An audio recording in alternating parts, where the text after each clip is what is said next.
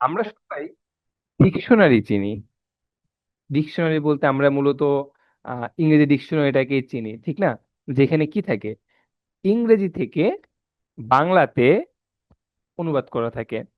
Suppose তোমার ইট, ইট মানে হচ্ছে খাওয়া, ইএটি ইট। আবার ধরো ম্যান মানে মানুষ, ফিশ মানে মাছ, আর গো মানে যাওয়া। এই এক কথায় ইংলিশ যে word meaning, student, teacher, each and everything, এই যে ইংরেজি থেকে বাংলাতে দেওয়া থাকে, যেটাকে তুমি ডিকশনারি বলতিছো, সেইটার বাংলা হইতেছে অভিধান। খেয়াল করে দেখবা ডিকশনারির উপরে লেখা থাকে ইংলিশ ডিকশনারি, ঠিক আছে, অথবা E2B ডিকশনারি। তার মানে E2B ডিকশনারি বলতে বোঝায় ইংলিশ টু বাংলা অভিধান। এখন কথা হচ্ছে যে ইংলিশ টু বাংলা অভিধান তো বুঝলাম, যে ইংলিশ থেকে বাংলাতে আসলো। বাংলাতেও এরকম অনেক, মনে করো যে তোমার কি আছে, শব্দ আছে, যেই শব্দগুলা আমরা ঠিক মতো জানি না। এখন যদি বলি ভাত খাও, চলো বেড়াইতে যাই, স্কুলে যাই, এইগুলো তো সবাই বুঝবা। ধরো আমি যদি এখন তোমাকে বলি যে দেখো তো, সরি, এই শব্দটা তোমরা কখনো চিনো কিনা? সরেও কয়রিশি, লন নিচে ময়রিশি, তারপরে হচ্ছে পেটকের মূর্ধন্য ষ, অকিলমিশ। বলো, এই অকিলমিশ মানে কি?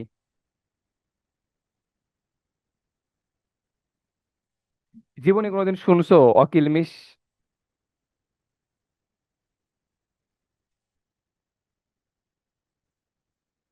বলো, কে কে জানো অকিলমিশ মানে কি? দেখি, শুনে নাই, আচ্ছা ঠিক আছে, হ্যাঁ, কেউই শুনো নাই। এইটাই স্বাভাবিক ব্যাপার, যে অকিলমিশ মানে কি এটা তোমরা জানবা না, এটাই নর্মাল ব্যাপার।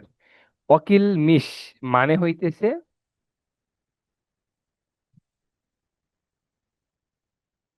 পাপ শূন্য, মূলত নির্দোষ, নিষ্পাপ, এরকম বোঝাইতে এই অকিলমিশ শব্দটা ব্যবহার করা হয়। এখন ধরো আমি যদি বলি যে ওই মানুষটা পাপ শূন্য বা নিষ্পাপ, শিশুটা নিষ্পাপ, শিশুরা নিষ্পাপ, তাইলে কিন্তু সেটা শুনতে ভালো শোনা যায়, সবাই বুঝতে পারে, শ্রুতি মধুর হয় সব দিক থেকে। এখন যদি বলি শিশুটা অকিলমিশ, তাইলে পরে কিন্তু তখন সেটা বুঝতে পারবা না। তার মানে, কিন্তু তার মানে কি এই যে এই শব্দটা বাংলা ভাষায় নাই? আছে তো। এই কঠিন কঠিন শব্দগুলার মিনিংস বা সহজ শব্দগুলার মিনিংস আমাদেরকে জানতে হবে। এবং এই জানার যে ব্যাপারটা কই থেকে জানবো, সেইটাই হচ্ছে এই অভিধান। এখন তুমি হয়তো নিজে নিজে একটা বই লিখতে পারো, কিরকম, যে আমি সমান সমান মানে হইতেছে আমার বোঝাই, মা মানে জন্মদাত্রী মাকে বোঝাই, খাওয়া মানে কোনো কিছুকে গলাধকরণ বোঝাই, এই যে ব্যাপারগুলা। এখন কেউ না কেউ প্রথমে, ধরো সবচাইতে শুরুতে এই ভাষাগুলাকে একসাথে করছে, করে এটাকে পাবলিশ করছে, প্রকাশ করছে, ঠিক আছে? এখন বাংলা ভাষার ক্ষেত্রে যেই ব্যক্তি এই কাজটা সর্বপ্রথম করছে, যে বিভিন্ন কঠিন কঠিন শব্দ অথবা সহজ শব্দ যেটাই হোক না কেন, সেই শব্দগুলাকে একসাথে করে প্রকাশ করছে, ঠিক আছে? সেইটা আচ্ছা, একজন লিখছে স্যার রুটিনে বাগর্থ, না বাগর্থ না, অভিধান হবে এটা, ঠিক আছে? আচ্ছা, এখন দেখো, সেটা হচ্ছে প্রথম একজন ব্যক্তি। মজার ব্যাপার কি জানো, বাংলা এই অভিধান, তোমাকে ব্যাপারটা বুঝতে হবে, যে বাংলা অভিধান সেটা লেখা হয় পর্তুগিজ ভাষায়। কোন ভাষায় লেখা হয়? পর্তুগিজ ভাষায়। এই যে দেখো, বাংলা ভাষার অভিধান রচনার প্রথম চেষ্টা করেন খ্রিস্টান মিশনারি। মিশনারি কাদেরকে বলে? মূলত তুমি, যারা বাইরের দেশে থাকে খ্রিস্টান বর্ণ ধর্মের, এরা কি করে আমাদের দেশে আসে, কারণ আমরা গরিব কান্ট্রি। আমাদের দেশে আসার পরে আমাদের দেশের মনে করো যে আম, বিভিন্ন ধর্মের মানুষ আছে, তাদেরকে মোটিভেট করে, যে ধরো তোমার টাকা দিব, তোমার ঘর বাড়ি নাই, এইটা দিব, তুমি খ্রিস্টান ধর্ম গ্রহণ করো, বা তুমি এই ধর্ম গ্রহণ করো। তারা এটা ভালোভাবে চালায়, সমস্যা নেই, এটা ধর্মের প্রচারণা চালায়। এদেরকে বলা হয় মিশনারি, খ্রিস্টান মিশনারি। তো এরকম একজন ব্যক্তি, খ্রিস্টান মিশনারি, যার নাম হইতেছে মানুয়েল দা আশুম সাউ। এইটা চিন্তা করার দরকার নাই যে এই নামটা তিনজন ব্যক্তির না, এই নামটা একজন ব্যক্তির। কি নাম? মানুয়েল দা আশউম সাউ। মানুয়েল দা আশউম সাউ। আমি চিন্তা করতেছি, এই যে মানুয়েল দা আশউম সাউ, এর বাপ মায়ের ডাকতো কেমনে? যে ধরো, মানুয়েল দাস সুমসাও ভাত খেয়ে যাও, কিংবা মানুয়েল দাস সুমসাও স্কুলে যাও, মানুয়েল দাস সুমসাও পড়তে বসো, মানুয়েল দাস সুমসাও বউ লেখো, সরি বই লেখো। মানে এই যে ব্যাপারটা, তুমি চিন্তা করো নামটা কি, মানুয়েল দা আশউম সাও। কথা হচ্ছে, এতবার কেন বললাম ফাইয়াজ আমির, যদি বার্ষিকে না থাকে তুমি ক্লাস স্কিপ করতে পারো। আরিয়ান, তোমার কমেন্ট দেখতে পারতেছি আমি ভাইয়া। তাহলে নামটা কি বলো তো? মানুয়েল দা আশউম সাউ। এই প্রশ্নটা তোমার পরীক্ষায় এমসিকিউতে আসবে ইনশাআল্লাহ। ঠিক আছে, তাহলে নামটা মনে রাখতে হবে। কি নাম? মানুয়েল দা আশউম সাউ। ও কি করে? এই যে বাংলা পর্তুগিজ ভাষার শব্দকোষ, মানে অভিধান যেটা, বই লেখে। এত মুখস্থ করার দরকার নেই, তুমি মুখস্থ করবা যে ব্যক্তি লেখে সে খ্রিস্টান মিশনারিতে ছিল, তার বাড়ি ছিল পর্তুগাল, পর্তুগালের লোকদেরকে বলা হয় পর্তুগিজ। যেমন ধরো, আমরা, আমাদের দেশের নাম কি? বাংলাদেশ। আর আমার, আমাদেরকে যখন বলা হয় তখন আমরা কি বলি? বাংলাদেশি, বাংলাদেশি। ঠিক একইভাবে যারা পর্তুগালে থাকে তাদেরকে বলা হয় পর্তুগিজ। যেমন দেখো, আমেরিকাতে যারা থাকে তাদেরকে বলা হয় আমেরিকান, ইন্ডিয়াতে যারা থাকে তাদের বলা হয় ইন্ডিয়ান, পাকিস্তানে যারা থাকে তাদেরকে বলা হয় পাকিস্তানি। এই ব্যাপারগুলো, ঠিক আছে? তাইলে পর্তুগিজ ব্যক্তি যার নাম মানুয়েল দাস সাউ, সে প্রথম একটা ডিকশনারি লেখে বাংলা ভাষার। যার নাম কি ছিল? নামটাও ছিল খুবই বিখ্যাত, যে বই লিখছে, ঠিক আছে, সে বইও শর্টকাটে লেখা নাই। দেখো, আমরা এই যে শব্দ একটা থেকে আর একটা চুজ করা যেটাকে বলি, এটাকে কি বলি? ভোকাবুলারি, ঠিক না? বলি না যে ভোকাবুলারি, এই যে মুখস্থ করা, ইংরেজি মুখস্থ, বাংলা মুখস্থ, যেগুলা। তো এই বইয়ের নাম ছিল ভোকাবুলারিও, এম ইএমএম, ইডিওমা বেঙ্গালা ই পর্তুগিজ। ভোকাবুলারিও এম ইডিওমা বেঙ্গালা ই পর্তুগিজ। ভোকাবুলারিও এম ইডিওমা বেঙ্গালা ই পর্তুগিজ। তুমি এটা মনে রাখতে পারো এইভাবে: ভি লিখবা বড় হাতের, ই লিখবা ছোট হাতের, আই লিখবা বড় হাতের, বি লিখবা বড় হাতের, আবার ই ছোট হাতের, তারপরে পি বড় হাতের। কি লিখলাম? VEIBEP, ভেই বেপ। কি? ভেই বেপ। তাহলে কিভাবে মনে রাখবো আমরা? এই ই মানে হইতেছে এম, ইএমএম, আর এই ইতে ই থাকবে, তাহলে ভিতে ভোকাবুলারিও, এম ইডিওমা বেঙ্গালা ই পর্তুগিজ। তাহলে কি মনে রাখবো আমরা? ভেই বেপ, ভেই বেপ, ভোকাবুলারিও, এম ইডিওমা বেঙ্গালা ই পর্তুগিজ। ঠিক আছে, তাহলে লোকের নাম কি? মানুয়েল দাস সাও, বাড়ি কই? পর্তুগাল। যে বই লেখে সেই বইয়ের নাম কি? ভেই বেপ, VEIBEP, ভোকাবুলারিও এম ইডিওমা বেঙ্গালা এই পর্তুগিজ। বই লিখছে, ভালো কথা। ওই বই কি গতকালকে লিখছে? না, নির্দিষ্ট একটা সালে লিখছে। সে সালটা কত? 1743 সালে লিখছে। 1743 সালে লিখছে ভোকাবুলারিও এম ইডিওমা বেঙ্গালা এই পর্তুগিজ। ঠিক আছে। আচ্ছা, এখন যে কোনো একটা বই মনে রাখবা, সেই বইটা কি হয়? এই যে আমাদের এখানে কি হয়, বাংলা বাজার থেকে প্রকাশিত, নিউ নীলক্ষেত, এই যে ব্যাপার স্যাপার গুলা আছে, ঠিক আছে। যেমন ধরো, তোমাদের মুক্তি ম্যাম আগামী শুক্রবার নীলক্ষেতে যাবে বই কিনতে, ঠিক আছে। এখন এই বইটা কিন্তু তুমি অনলাইন অর্ডার করলেও পারো, কিন্তু তুমি ওই জায়গাতে যাবা, দেখবা, বুঝবা, বইয়ের উপরে লেখা থাকবে কোন জায়গা থেকে প্রকাশিত। এইটা দেখে আর কেনার যে একটা ব্যাপার, সেটা কিন্তু একটা অন্যরকম ফিলিংস, ঠিক না? হ্যাঁ, ঠিক আছে। তাইলে কি বললাম? ওই বইটার নাম হচ্ছে ভেই বেব। কি হবে? ভোকাবুলারিও এম ইডিওমা বেঙ্গালা ই পর্তুগিজ। এই বইটা প্রকাশিত হয় কত সালে? 1743 সালে। কত সালে প্রকাশিত হয়? 1743 সালে। ওকে, আচ্ছা, এবার দেখো, এখন এই লোকটা এত কষ্ট করে এই বইটা লিখলো, কিন্তু এর বইটাকে স্বীকৃতি দেওয়া হয় নাই। যেমন তুমি আবিষ্কারের কথা যদি বলো, যেমন আমরা হচ্ছে আবিষ্কারের ক্ষেত্রে এরোপ্লেন আবিষ্কার করার ক্ষেত্রে যেই ভাই দুইটার নাম জানি, রাইট ব্রাদার্স বলা হয়, অলিভার রাইট, উইলবার রাইট। এই যে আমরা এখন প্লেনে চলাফেরা করি না, এই প্লেন আবিষ্কার করছে হচ্ছে অলিভার রাইট, উইলবার রাইট। ব্যাপারটা কি এরকম যে আকাশে উড়বো এই চিন্তাটা তারাই প্রথমে নিয়ে আসছে এবং তারাই মানে সফল হয়েছে? না, তা কিন্তু না। এর আগেও অনেক মানুষ এরকম ভাবে চেষ্টা চালাইছে পৃথিবীতে বিভিন্ন জায়গাতে, এক একজনের এক এক কনসেপ্ট। কিন্তু কি হয়েছে, স্বীকৃতি পাইছে Oliver right and Wilbur right. ঠিক একইভাবে এই মানুয়েল দাশম সাও, ও বই লিখছে কিন্তু তার বইটাকে স্বীকৃতি দেওয়া হয় নাই। ঠিক আছে, স্বীকৃতি দেওয়া হয় নাই, তার বইটাকে স্বীকৃতি দেয় নাই। স্বীকৃতি দিয়েছে কোন বইকে? স্বীকৃতি দেওয়া হয়েছে তোমার 1817 খ্রিস্টাব্দে রামচন্দ্র বিদ্যাবাগীশ, কি নাম, রামচন্দ্র বিদ্যাবাগীশ প্রণীত বঙ্গভাষাভিধান, এইটাকে। যদি কোশ্চেনে আসে স্বীকৃতিপ্রাপ্ত, স্বীকৃতিপ্রাপ্ত প্রথম বাংলা অভিধানের নাম কি, তখন তুমি কি কোনটা বলবা? এই ভেইভেব বলবা নাকি এই বঙ্গভাষাভিধানের নাম বলবা?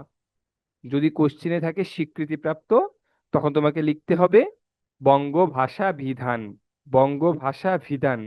দেখো বিধান না কিন্তু বিধান, এটা বুঝতে হবে। বঙ্গ মানে কি? বাংলা। আর ভাষা মানে কি? ভাষা। আর বিধান কি? বিধান মূলত আসছে বিধান থেকে। বিধান মানে কি? বিধান মানে হইতেছে নিয়মাবলী। তো সেই বিধান থেকে বিধান আসছে। তাহলে বঙ্গ ভাষা বিধান লিখছে কে? রামচন্দ্র বিদ্যাবাগীশ। রামচন্দ্র বিদ্যাবাগীশ কত সালে? 1743 সালে। তাহলে 1743 সালে রামচন্দ্র বিদ্যাবাগীশ বঙ্গ ভাষা বিধান নামে একটি বই প্রকাশিত করে, যেটা প্রথম বাংলা অভিধান হিসেবে স্বীকৃতিপ্রাপ্ত হয়। ঠিক আছে। আচ্ছা, এরপরে কি? এরপরে পরবর্তীতে বিভিন্ন সময়ে অনেকেই অনেক রকম বই বের করছে। আচ্ছা, এই যতটুকু পড়লাম এইটা কি ছিল মূলত? এইটা ছিল হচ্ছে বাংলা অভিধান আবিষ্কার হওয়ার বা আবিষ্কারের ইতিহাস। তাহলে প্রথম ইতিহাসটা আমরা কি বললাম? প্রথম ইতিহাসটা বললাম হচ্ছে সর্বপ্রথম তোমার যে ব্যক্তি বই লেখেন সেটার নাম হচ্ছে মানুয়েল দা আশুম সাও। কত সালে লেখে উনি? 1743 সালে। বইয়ের নাম কি ছিল? আমি শর্টকাটে লিখে দিছিলাম, ভেই বেপ, VEIBEP, ভোকাবুলারিও এম ইডিওমা বেঙ্গালা ই পর্তুগিজ। ওকে। কিন্তু তার এই বইটাকে স্বীকৃতি দেওয়া হয় না বিভিন্ন কারণে। স্বীকৃতি দেওয়া হয়েছে কোন বইটাকে? স্বীকৃতি দেওয়া হয়েছে তোমার 1817 খ্রিস্টাব্দে রামচন্দ্র বিদ্যাবাগীশ প্রণীত বঙ্গভাষা বিধানকে। ঠিক আছে। ওকে। আচ্ছা, যারা পরে জয়েন করছো, হ্যাঁ, দেখো আমি কিন্তু বলছি এটা যে এতটুকু শিওর থাকবা যে আল্লাহ যদি সুস্থ রাখে ভালো রাখে, কোনো সময় দেখছো আমি আমার ক্লাসগুলা, শুধু আমার ক্লাস না, তোমার কি বলে এডু পরিবারের প্রত্যেকটা ক্লাসই, এবার 7টার ক্লাস আমরা সবসময় চেষ্টা করি 7টাতেই শুরু করার, টাইমটা মেনটেন করার। কারণ কি জানো, এটা হচ্ছে অনলাইন। এখন ধরো তোমাদের এখানে প্রায় 40-50 জন যুক্ত আছো, ধরো 2 জন 5 জন লেট করছো, বাকি 35 জন সে কিন্তু তার কাজগুলা কমপ্লিট করে নাস্তা পানি করে নামাজ কালাম পড়ে খাতা কলম নিয়ে বসছে ক্লাসটা করার জন্য, যে আমার ক্লাস 7টায় শুরু হবে। এখন ধরো সে 7টা থেকে বসে আছে, স্যার কই, স্যার কই, হয় না, হয় না শুরু। মানে 7টা 10 বাজে গেল, তাহলে এই 10 মিনিট কিন্তু তার লস হইলো। ঠিক না? জীবনে মনে রাখবা, এখন থেকেই তোমার লাইফে নিয়মানুবর্তিতা, সময়ানুবর্তিতা, এই জিনিসগুলা ইনক্লুড করার, নিয়ে আসার। তুমি তোমার লাইফে যতদিন না এই জিনিসগুলো মেনটেন করতে পারবা, ততদিন তুমি যতই পড়াশোনা করো তোমার লাইফ সুন্দর হবে না। ঠিক আছে। আমি ফার্স্ট হই প্রতিবার পরীক্ষায়, তাইলে কি আমার লাইফ সুন্দর হয়ে গেল? না। লাইফ সুন্দর হওয়া বলতে কি বোঝায়? আমি মানুষ, আমার যে যাবতীয় সবকিছু সুন্দর হওয়া। যেমন আমি এখন একজন সকাল 10টায় ঘুম থেকে ওঠে, হইলো না তো তুমি ভোরবেলা ঘুম থেকে উঠো, নামাজ পড়ো, দৌড়াও, জগিং করো, ব্যায়াম করো, এটা কি হয়? তোমার শরীরটাকে সুস্থ রাখবে, এবং এই শরীর সুস্থ থাকলে পরে তুমি সারাদিন পরিশ্রম করার যে একটা ব্যাপার সেটা করতে পারবা। তোমার মন ভালো থাকবে, শরীর ভালো থাকবে, আশেপাশের জিনিসগুলো তোমার দেখতে ভালো লাগবে, তুমি মেন্টালি ফিজিক্যালি ভালো অনুভব করবা। ঠিক আছে। আর এই জিনিসগুলো তখনই সম্ভব যখন তুমি নিয়মানুবর্তিতা এবং সময়ানুবর্তিতার মধ্যে আসবা। মনে রাখবা, মানে আমাদের মধ্যে অনেক ফ্রেন্ডই আছে এরকম, যে ধরো ধর তুমি ফোন দিছো যে কই তুই, ও বলবে আমি আসতেছি 5 মিনিট লাগবে, কিন্তু ও আসতে আসতে দেখবা যে মিনিমাম আধা ঘন্টা লাগাইছে। না, দরকার নাই তো। সঠিক বলো তুমি যে আমি তো এখানে আসছি, আমার আসতে আধা ঘন্টা সময় লাগবে, ওকে ফাইন। তাইলে সে কি করবে, তখন আধা ঘন্টা তার যে কাজ থাকতে পারে, অন্য কাজ থাকতে পারে, সেটা করে ফেললো। ঠিক আছে, যাই হোক, তো টাইমটা আমরা মেনটেন করব। এখন তোমাদের মধ্যে কে আছো যে এই যে টপিকটুকু আমি পড়াইলাম, এখান থেকে আমি কোশ্চেন ধরলে অ্যান্সার করতে পারবা? এরকম কেউ আসো? যদি থাকো তাহলে হ্যান্ড রেজ করো, আমি তাকে কোশ্চেন করব, বলো। স্যার। ওয়ালাইকুম আসসালাম, লাবিবা কেমন আছো? আলহামদুলিল্লাহ স্যার, আপনি কেমন আছেন? আমি আলহামদুলিল্লাহ ভালো আছি। লাবিবা, তুমি আমাকে বলো, পর্তুগালের মানুষদেরকে কি বলা হয়? আহ স্যার আমি স্যার সরি স্যার, এটা আজকে বলতে পারছি না স্যার আমি, কারণ ওকে স্যার ওকে আমি একটু 10 মিনিট দেরি করে জয়েন করছি স্যার। ওকে ওকে, সমস্যা নাই, তুমি আমাকে বলো পর্তুগিজ যে, বলা হয় স্যার, পর্তুগিজ বলা হয় তাদেরকে। কারেক্ট, তো পর্তুগিজ পারবো বলো। স্যার। হ্যাঁ। জি আচ্ছা, স্যার। তুমি আমাকে বলো, স্বীকৃতিপ্রাপ্ত প্রথম বাংলা অভিধানের নাম কি? বঙ্গভাষা বিধান। বানান কি? ব গ যুক্ত ভয়াকার মূর্ধন্য আকার ভয় হস্যি ধয়াকার দন্তন্য। গুড। আচ্ছা, এই বইটার লেখক কে ছিল? এই বইটার লেখক ছিল রামচন্দ্র বিদ্যাবাগীশ। বিদ্যাবাগীশ বানান করো তো। বয় হস্যি দয়জফলা আকার বয়াকার গয় দীর্ঘই তালবস্য। আচ্ছা, এই বইটা কত সালে প্রকাশিত হয়? 1817। গুড, ভেরি গুড লাবিবা, খুব ভালো, তুমি নোট থ্যাংক করছো ইউ স্যার। খাতায় না? জি স্যার, সব নোট করে রাখছি। একদম পারফেক্ট। স্যার আমি একটু দেরি করে জয়েন করছি, তাও স্যার যতটুকু পারছি স্যার নোট করে গুড রাখছি গুড স্যার। গুড গুড, ঠিক আছে আপু। Thank you sir. Yes, sir. আচ্ছা, আফনান,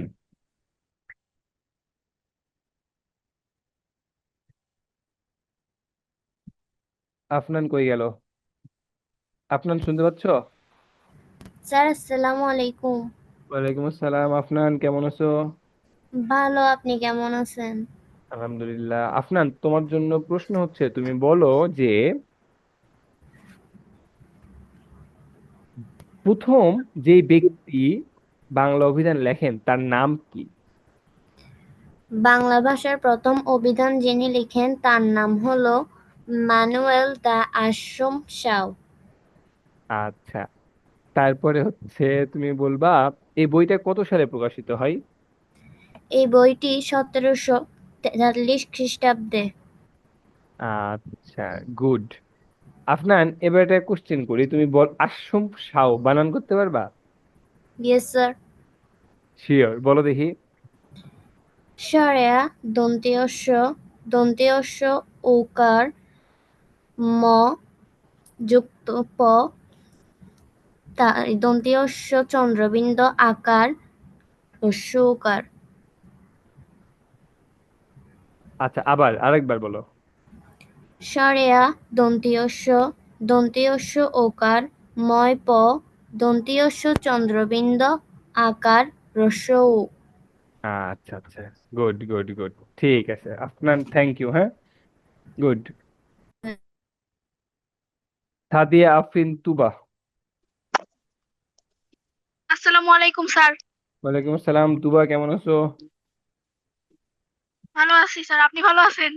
আলহামদুলিল্লাহ, ঝটপট কোশ্চেন করবো, ঝটপট অ্যান্সার দিবা। আচ্ছা, ওকে স্যার। স্বীকৃতিপ্রাপ্ত প্রথম বাংলা অভিধানের নাম কি?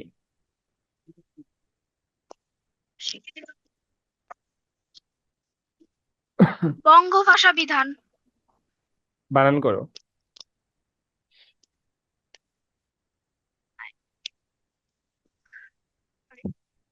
তুবা বানান করো।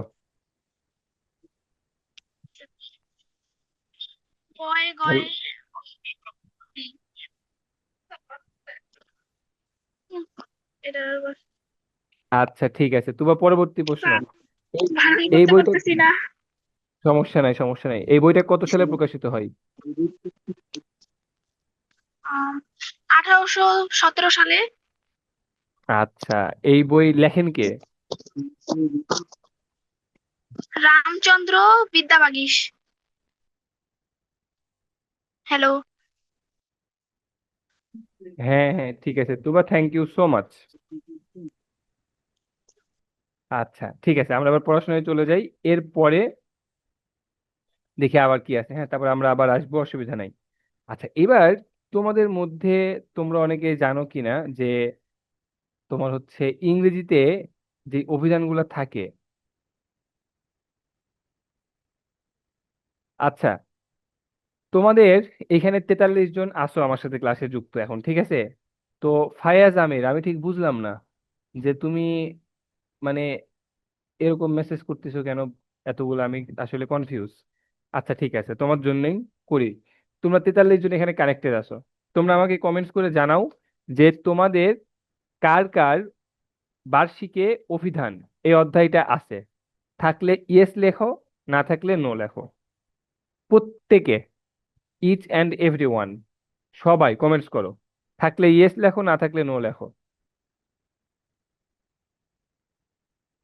আচ্ছা, লাবিবা আছে, ফাতিহা নূর আছে, নিষেধ খান আছে, দেলোয়ার আছে, নাবা ময়মনসিং আছে, সায়েদ হাসান আউসাফ আছে, তুবা আছে, ওয়াসিফা ওহি আছে, সাইদা তাহারা বাড়ি আছে, নওরিন আছে, জান্নাতুল নাইম ফিরোজা আছে, সিমরান আছে, আনমুল আছে, মীনাক্ষী সিনহা আছে, আরাফুল ইসলাম আছে, আবিদা আছে, আফনান আছে, সামিয়া রহমান আছে, রায়ান আছে, হুমায়রা আক্তার আদিবা আছে, ডিডিএল জে লক্ষ্মীপুর আছে, আরিয়ান আছে, আদিবা আছে, আনিন্দা আস কি, শাওমি আছে, তারপরে ওকে।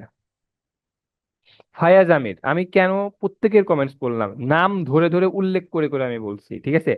কারণ হচ্ছে তোমার ব্যাপারটা আমার ভালো লাগে নাই। তুমি প্রথম থেকে কমেন্টস করতেছো নাই নাই নাই নাই। এটা বিষয়ে চিন্তা করে দেখো এখানে, ঠিক আছে? যে মানে এখানে যে তোমরা প্রায় আজকে 45 জন এখন যুক্ত আছো ক্লাসে, ঠিক না? স্টুডেন্ট ধরো অ্যাডমিট হয়েছে প্রায় 100 জন, বাকি হয়তো রেকর্ড ক্লাস করবে। এটাই স্বাভাবিক। দেখো একটা চ্যাপ্টার যে সবার থাকবে এরকম কিন্তু হিসাব নাই, ঠিক না? তোমার আছে আর একজনের নাই। আবার তুমি হয়তো অন্য কোনো দিন তোমার সিলেবাসে কোনো টপিকস পড়ানো হয়েছে, সেই দিন হয়তো এই 45 জনের মধ্যে 5 জন ছিল না, সে কিন্তু ক্লাস করে নাই, চলে গেছে। কিন্তু তুমি কাইন্ড অফ মানে চ্যালেঞ্জ দিছো যে আপনি চেক করেন কয়জনের আছে। আমরা যখন তোমাদের কাছ থেকে সিলেবাসটা নিছি এর আগে, নিয়ে যখন আমরা রুটিন প্ল্যান করছি, তখন কিন্তু যেইটা থাকছে যেটা আমরা দেখছি সবার আছে মোটামুটি, আমরা সেভাবে আগাইছি।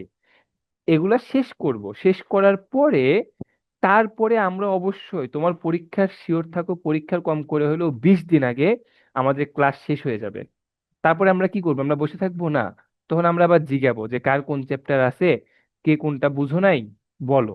র্যান্ডম যারা আমাদের সাথে প্রথম থেকে যুক্ত আছে তারা জানে যে আমরা অর্ধবার্ষিকে কি করছিলাম, রিভিশন ক্লাস নিছি। ক্লাসে যায় দাঁড়ায় থাকছি, র্যান্ডম যে তুমি বলো তোমার কোন সাবজেক্টের সমস্যা আছে, কোন মানে বিভিন্ন সাবজেক্টের কোন অধ্যায় কোন টপিক আমরা বুঝাইছি, ঠিক না? আমি তোমার সামনেই দেখলাম প্রত্যেকটা স্টুডেন্টের নাম ধরে ধরে বললাম, এদের সবার অভিধান আছে, তোমার একার নাই। আজকে যে 45 জন কানেক্টেড আছে তার মধ্যে শুধু তোমার একার নাই। ভাইয়া একটু স্যাক্রিফাইস করতে হবে, হ্যাঁ? ধরো তোমার নাই, তুমি স্কিপ করলা, অন্য পড়াশোনা করলা, পরের ক্লাসটা করো, প্যারা নাই তো, হ্যাঁ? কিন্তু একসাথে চলতে গেলে, ভালো কিছু করতে গেলে সেখানে অবশ্যই স্যাক্রিফাইসিং মনোভাব থাকতে হবে।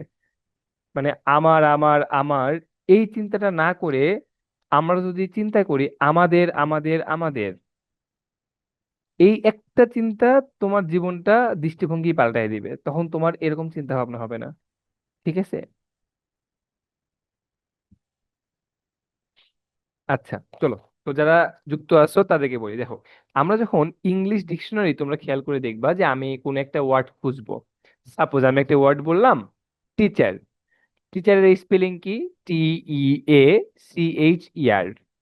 এই ক্ষেত্রে আমরা কি করি, প্রথমে সবার প্রথমে যে লেটার থাকবে সেইটা আগে ডিকশনারিতে বের করি, টি। টি এর পরে কি আছে? ই। তাহলে দেখবা ডিকশনারিতে, ডিকশনারিতে কি করে, ধরো যে প্রথমে টি লেখা, তারপরে টি এ দিয়ে যত শব্দ আছে সেইগুলা লিখবে, তারপরে এ দিয়ে ফুরায় গেলে টি বি দিয়ে যা আছে লিখবে। এইভাবে টি এর পরে ই খুঁজতে হবে। ধরো টি ই, তারপরে এ, এই টি ই এ দিয়ে আবার যতগুলো শব্দ আছে সেগুলো আবার লেখা আছে। তারপরে আবার টি ই A B, T E A C, এইভাবে একটার পর একটা খুঁজতে হবে। এটা হচ্ছে ইংলিশ ডিকশনারিতে শব্দ খোঁজার নিয়ম। আমার মনে হয় এইটা মোটামুটি তোমরা সবাই জানো যে কিভাবে খুঁজতে হয়, ঠিক না? আচ্ছা, এইবার আসো তাহলে বাংলা ডিকশনারিতে আমরা কিভাবে শব্দ খুঁজবো। এখন নর্মালি চিন্তা করো, ইংলিশে তো আমরা জানি 26টা, তোমার এ থেকে জেড পর্যন্ত কোনো গ্যাঞ্জাম নাই। কিন্তু বাংলাতে কিন্তু ভাগ আছে, স্বরবর্ণ ব্যঞ্জন বর্ণ। মনে রাখবা, বাংলা অভিধানগুলোতে প্রথমে স্বরবর্ণ দেওয়া থাকে। কি দেওয়া থাকে?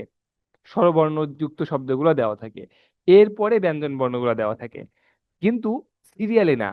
আচ্ছা, তোমাদের মধ্যে এখন আমাকে একটু বলো যে একদম ক থেকে চন্দ্রবিন্দু পর্যন্ত বলতে পারবা কে কে? হ্যান্ড রেজ করো। ক থেকে চন্দ্রবিন্দু পর্যন্ত।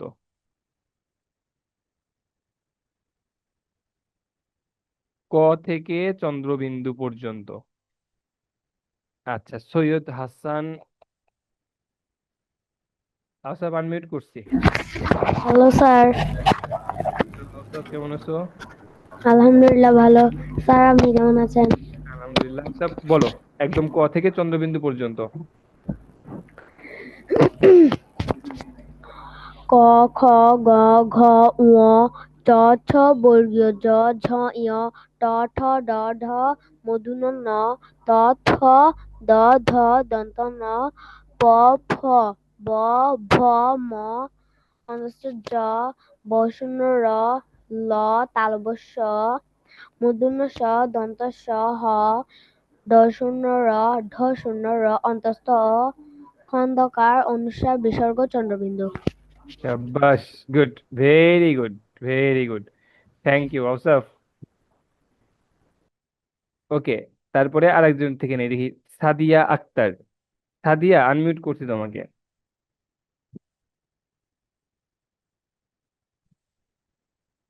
সাদিয়া আক্তার, সাদিয়া আক্তার চলে গেছে মনে হয়। ওকে, তাহলে আমরা নেই নাই কাকে, আরিয়ান। আরিয়ান, আলাইকুম ওয়ালাইকুম আসসালাম। আরিয়ান, কেমন আছো? স্যার, আলহামদুলিল্লাহ ভালো আছি। আপনি কেমন আছেন? হ্যালো আরিয়ান, বলো ক থেকে চন্দ্রবিন্দু।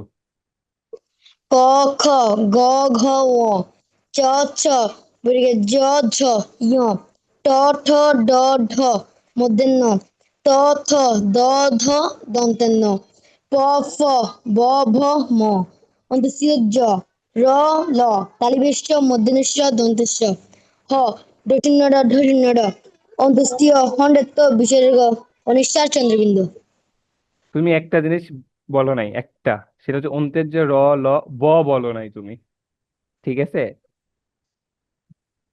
গুড, সমস্যা নাই, ভালো হয়েছে। ওকে, নেক্সট, লাস্ট, হুমায়রা আক্তার। আসসালামু আলাইকুম স্যার। ওয়ালাইকুম আসসালাম। হুমায়রা, বলো ক থেকে চন্দ্রবিন্দু পর্যন্ত।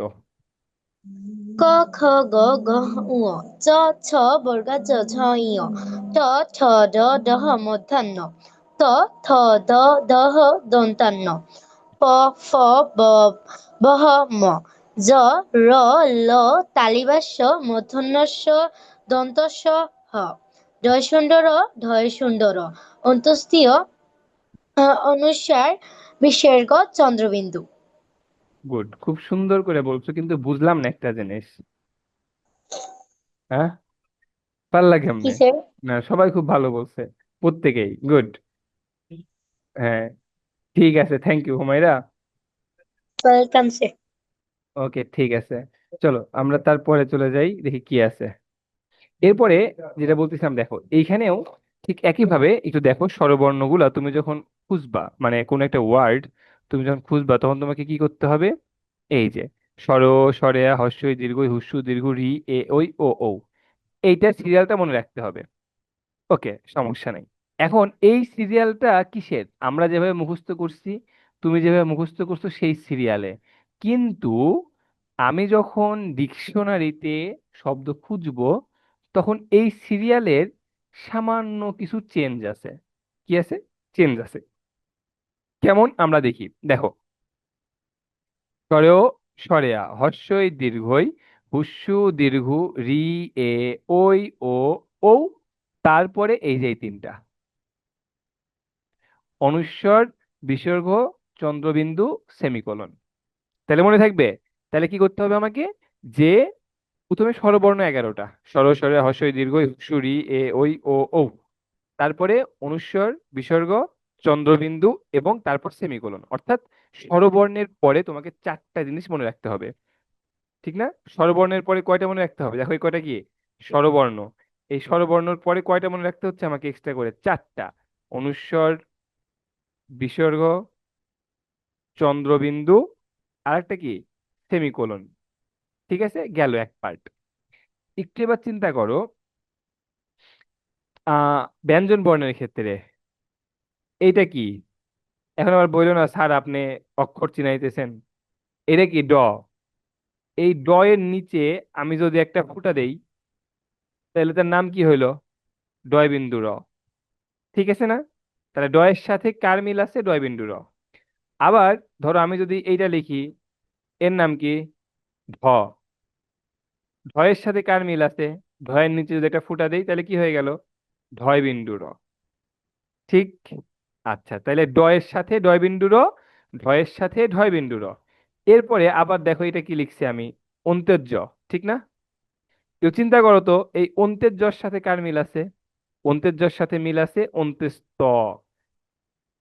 এই যে ব্যাপারটা, বাকি সবকিছু তোমরা যেই সিরিয়ালে বলছো সেই সিরিয়ালেই থাকবে, শুধুমাত্র এই 3 ভদ্রলোক এদেরকে একসাথে লিখতে হবে। তার মানে কিরকম আমি বলি, ধরো ট ঠ ড, তাহলে ট ঠ ডর পরে ডয় বিন্দু র লিখতে হবে। ট ঠ ডর পরে কি করতে হবে, ডয় বিন্দু লিখতে পরে, তারপর ডর পরে কি লিখতা, ঢ লিখতা। তাহলে ডয় বিন্দুর পরে তুমি ঢ লিখবা এবং ধর পাশে আবার ঢয় বিন্দু র লিখবা। আবার দেখো ত থ দ ধ দন্ত্য ন প ফ ব ভ ম, তারপরে অন্ত্যের জ লিখতে, ঠিক না? তার মানে এই অন্ত্যের জ লেখার পরেই আমাকে অন্ত্যেস্ত লিখে দিতে হবে, মানে খুঁজতে হবে। এতটুকুই পার্থক্য। তাইলে কি বুঝলাম, আমরা স্বরবর্ণ জানি 11টা, কিন্তু অভিধানে স্বরবর্ণ সংযুক্ত শব্দ খোঁজার ক্ষেত্রে আমরা প্রথমে স্বরবর্ণ 11টা খেয়াল রাখবো, দেন অনুস্বর বিসর্গ চন্দ্রবিন্দু এবং তারপরে থাকবে সেমিকোলন। ব্যঞ্জন বর্ণের ক্ষেত্রে আমাদের যেটা হবে, আমরা 3 জোড়া মনে রাখবো। কয় জোড়া, 3 জোড়া। যেমন ড এর সাথে ডয় বিন্দু র, ঢয়ের সাথে ঢয় বিন্দু র এবং অন্ত্যের জর সাথে অন্ত্যেস্ত। এই যে 3 জোড়া মনে রাখলাম এবং মনে রাখতে হইলো, এইটাই হচ্ছে ফ্যাক্ট। এভাবেই ডিকশনারিতে খুঁজতে হবে। বলো এটা বুঝছো কিনা, যে আসলে কোনটার পরে কোনটা দিয়ে ডিকশনারিতে খুঁজতে হবে, বলো বুঝেছো কিনা, কমেন্টস করো। ওকে, এবার দেখো এখানে কিছু ব্যাপার আছে যে এগুলো পড়তে হবে। দেখো প্রথমে ফলা দিয়ে আসি, দেখো কি লেখা, ফলা চিহ্ন। এখানে কয়টা দেওয়া আছে, 3টা। কি কি ফলা দেওয়া আছে, এই প্রথমটা কি, এটা কি রেফ, মানে কি র ফলা। এটা কি জ ফলা। এটাও কি আরেকটা র ফলা। ঠিক না? তাহলে ফলা কয়টা, 3টা, মনে রাখলাম। আর এখানে কার কয়টা আছে, আকার ঋষিকার দীর্ঘিকার রুস্যকার দীর্ঘকার রিকার একার ওইকার ওকার ঔকার। কয়টা হইলো, 1 2 3 4 5 6 7 8 9 10টা। তাহলে কার চিহ্ন কয়টা আছে, কার চিহ্ন আছে 10টা। কয়টা, 10টা। আর ফলা চিহ্ন কয়টা আছে, ফলা চিহ্ন আছে হচ্ছে 3টা। এই যেই ব্যাপার, এইটাও আমাকে মনে রাখতে হবে, মনে থাকবে, মনে রাখতে কি হবে। আচ্ছা, আরো বড় ব্যাপার হচ্ছে এটা সিরিয়ালে মনে রাখতে হবে। কিরকম, আকার, আকারের পর ঋষিকার, ঋষিকারের পর দীর্ঘিকার, দীর্ঘিকারের পর রুস্যু, তারপরে দীর্ঘ, দীর্ঘর পরে রিকার, তারপরে এ ওই, তারপরে ও এবং সবার শেষে হচ্ছে ও। এই ব্যাপারটা মনে রাখতে হবে। ঠিক আছে, যেমন দেখো তুমি এভাবে মনে রাখতে পারো, স্বরে ওরতে কোনো কার নাই, স্বরে ওর কি নাই, কোনো কার নাই, স্বরে ওর কোনো কার নাই। তুমি যে আকার বললাম, এই আচ্ছা আমি মুছি, হ্যাঁ। দেখো প্রথম কথা, আমরা স্বরবর্ণ কয়টা জানি, বলো তো, 11টা জানি। তাহলে স্বরে ওতে কোনো কার নাই, এরপরে শব্দ কি, স্বরেয়া। এই স্বরেয়ার জন্য তোমার হইতেছে এই আকার, এই যে আকার। এরপরে কি জানো তুমি? রস্যই। রস্যের জন্য কি? এই যে ঋষিকার। তারপরে কি জানো? দীর্ঘই।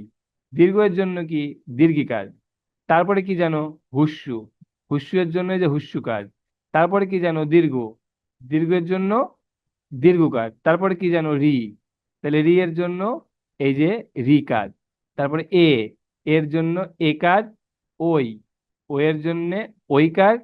ও, ও এর জন্য ওকার। এবং ও এর জন্য ওকার।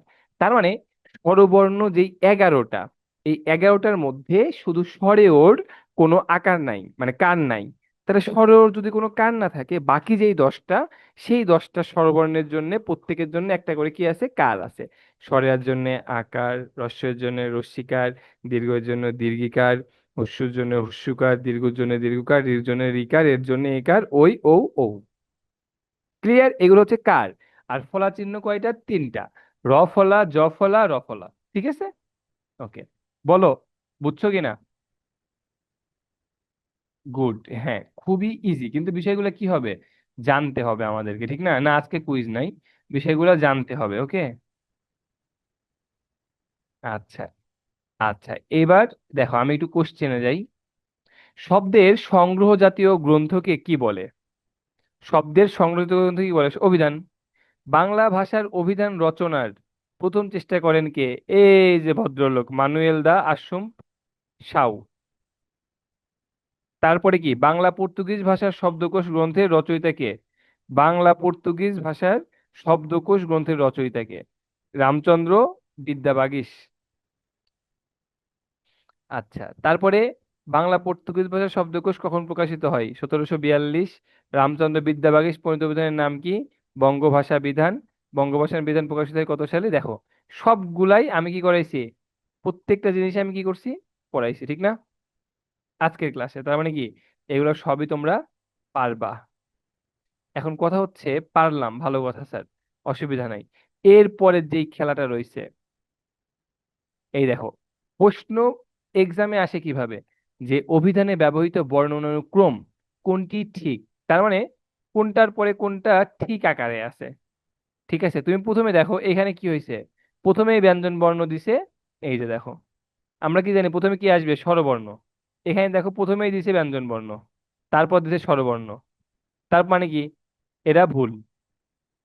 এখানে দেখো, প্রথমে হুস্যু, তারপরে দীর্ঘ, অ চলে গেছে লাস্টে, কিন্তু অ কি লাস্টে যাইতে পারবে?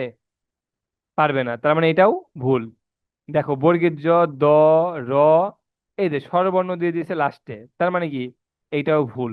তো 3টা ভুল হয়েছে, মানে এটা সঠিক, কিন্তু কেমনে সঠিক হলো সেটা আমরা একটু বুঝি।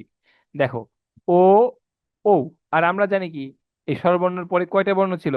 4টা। অনুস্বর, বিসর্গ, চন্দ্রবিন্দু, আর একটা কি? সেমিকোলন। ঠিক না? আচ্ছা, এইটা ছিল তোমার। এই অভিধানের উপরে তোমাদের আরেকটা ক্লাস আছে। তোমাদের নেক্সট ক্লাসটা অভিধানের উপরেই হবে। ঠিক আছে?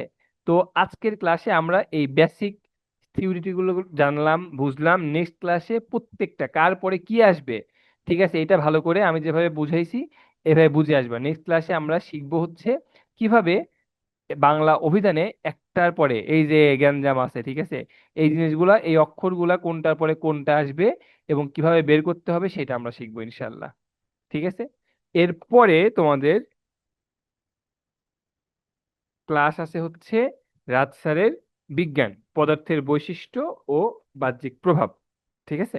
তো আজকের আমার বাংলা ক্লাস এ পর্যন্তই। ইনশাল্লাহ তোমাদের সাথে পরবর্তী ক্লাসে আবারও দেখা হবে। ততক্ষণ তোমরা একটু খাওয়া দাওয়া করে নাও, নামাজ কালাম পড়ে নাও, মাথাটা একটু রিফ্রেশ করে নাও, নিয়ে আবার খাতা কলম নিয়ে বসে যাও। ঠিক আছে? আর ও আচ্ছা, এগুলো সমাধান নেক্সট ক্লাসে দিয়ে দিব। ঠিক আছে? হোমওয়ার্ক নাই, হোমওয়ার্ক বলতে পড়ে আসবা। নেক্সট ক্লাসে কুইজ থাকবে। ঠিক আছে? 20টা বা 25টা কুইজ থাকবে, যেখানে তোমাকে এই জিনিসগুলা অ্যান্সার করতে হবে এবং কোন শব্দের পরে কোনটা আসবে এটা বের করতে হবে। ঠিক আছে? সো নিয়মগুলা ভালো করে পড়ে আসবা। ওকে, ঠিক আছে। তো সবাই ভালো থাকো, সুস্থ থাকো। আল্লাহ হাফেজ। আসসালামু আলাইকুম।